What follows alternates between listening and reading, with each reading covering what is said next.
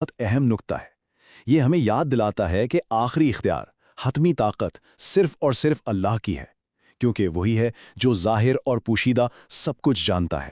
ہر چیز اس کی مرضی سے ہوتی ہے۔ اور اللہ صرف پیغام کو محفوظ نہیں کر رہا بلکہ اس آیت میں فرما رہا ہے اور ہم آپ کے لیے آسانی پیدا کر دیں گے۔ اس کا مطلب ہے کہ اس پیغام کو یاد کرنا، سمجھنا اور اس پر عمل کرنا بھی آسان بنا دیا جائے گا۔ یہی تو اس دین کی خوبصورتی ہے کہ اس میں آسانی ہے۔ اچھا، تو پیغام محفوظ ہو گیا، اس پر عمل آسان ہو گیا۔ اب باری ہے اسے دوسروں تک پہنچانے کی، لیکن یہاں بھی ایک خاص ہدایت ہے۔ حکم یہ ہے کہ بس آپ نصیحت کریں اگر نصیحت فائدہ دے۔ مطلب نصیحت تو کرنی ہے، لیکن اس بات کو بھی سمجھنا ہے کہ ہدایت وہی قبول کرتا ہے جس کا دل اس کے لیے تیار ہو۔ نصیحت اثر اسی پر کرتی ہے جو واقعی سننا اور سمجھنا چاہتا ہے۔ تو یہاں پر ایک واضح تقسیم ہے، دو راستے ہیں۔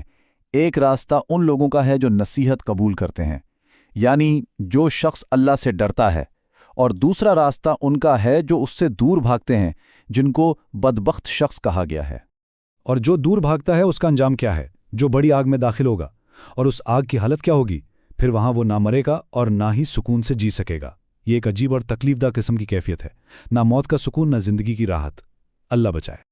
لیکن اس خوفناک انجام کے بالکل برعکس سورت ہمیں اصل کامیابی کا راستہ بھی دکھاتی ہے۔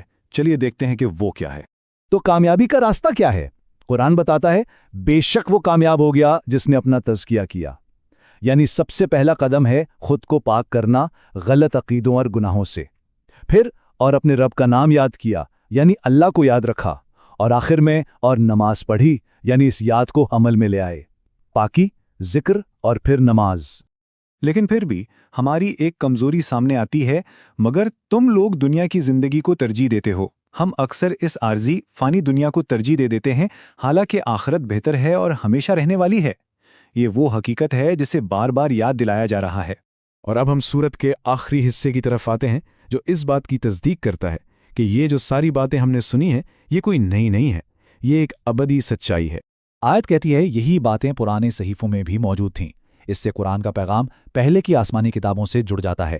پیغام ہمیشہ سے ایک ہی رہا ہے۔ اور پھر وضاحت بھی کر دی گئی کہ کون سے صحیفوں میں، ابراہیم اور موسیٰ کے صحیفوں میں۔